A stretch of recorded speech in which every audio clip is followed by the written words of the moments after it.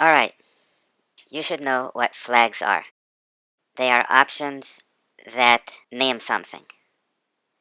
Like, for example, command dash v lots.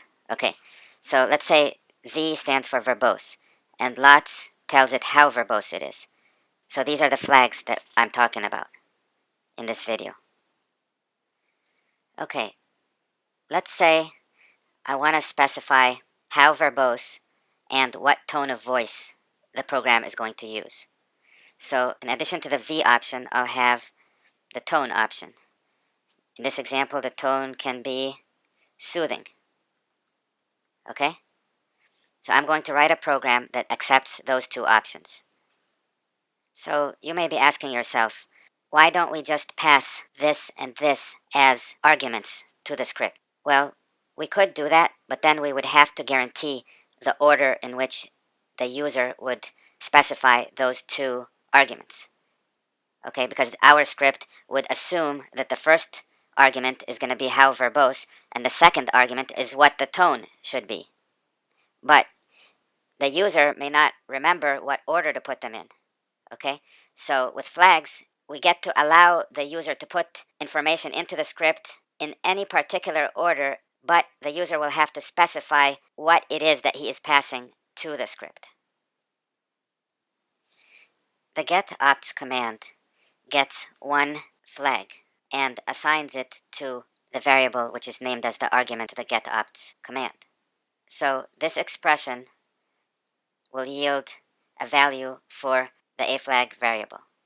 And it basically, the getOpts command parses one flag at a time. So it's going to get a V or a T flag. The value assigned to the variable a flag is going to be either a V or a T. The actual verbosity or tone is going to be assigned to $opt_arg, which you see below in the case statement. Here we have a while loop. This will read in one flag after another until there's no more flags. And remember, flags start with a dash, so regular arguments are not considered flags. Okay? And flags are usually, they are always in front of arguments. In other words, you have the command on the command line, then you have the flags, and then you have the arguments. Okay? And in our case, the command is a script. Okay? So you would have the script name, the user, when he runs this script, is going to enter on the command line the script name, the flags, and then the arguments. Okay? So, for each iteration of this loop, as long as this part here returns something, then what's inside here is going to execute. Okay? Now what gets executed? We have a case statement. It evaluates what the value of a flag is. Is it a V or is it a T? Or is it something else? Okay? If it's a V, then verbosity is going to equal this environment variable, or this variable, which will have its value set from the command that was issued to run the script. Okay? So the value of a flag is going to be a flag, and then opt_arg is going to be assigned the value of the flag. Okay? So if the flag is V, then this statement is going to execute, which is going to assign the argument to verbosity. If the flag is a T, then opt_arg is going to instead be assigned to the variable tone. Okay? After this loop and this case statement is done, we're down here. So we're going to reveal what the value of the variable verbosity and the variable tone were. Okay, let me show you this command running. Okay, so we're going to set T to soft and V to much. Remember, we could have just as easily put the V much before the T soft. Okay, it doesn't matter. Okay, let me just run it. So the verbosity is much, and the tone is soft. T soft, tone soft. V much, verbosity much. Okay?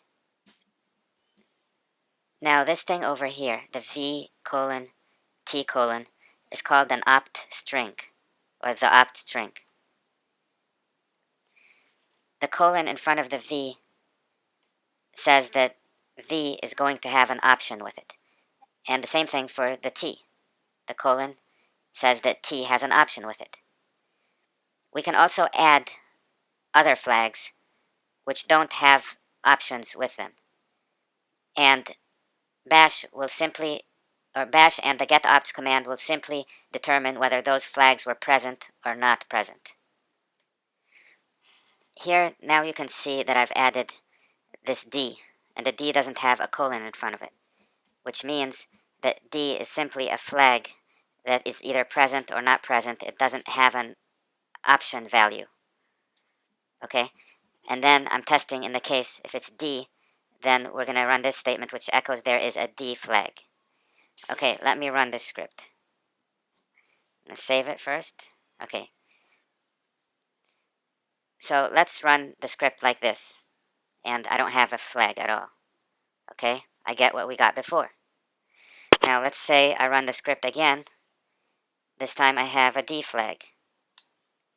Okay, now in addition, I got this line, there is a D flag. Okay, let me try it with one different thing. Let's say we don't have these. All we have is the D flag. Okay, so it still says there is a D flag, but here we don't have what we had before. Now I've added a colon in the beginning of the opt string. What that does is let the getOpts command know that I would like to know if there are flags which the user entered that were not among the recognized flags. And actually, not only will it assign that unrecognized flag to a flag, it will assign that unrecognized flag to $optarg. So here, the case statement looks at a flag and it realizes that a flag is not V, T, or D. So it will execute this one with the question mark. And it'll echo out a string which contains $optarg. And as I've said, $optarg in this case will be the flag itself, not the option or the value of the flag. Let me show you this program running. First, let me just run it this way. It showed me that X is a flag that is not a recognized flag. Let me run it with this command here, which shows that the flags can be in any order, and I can even put recognized and unrecognized flags. And there you got it. Alright, we're done with this topic.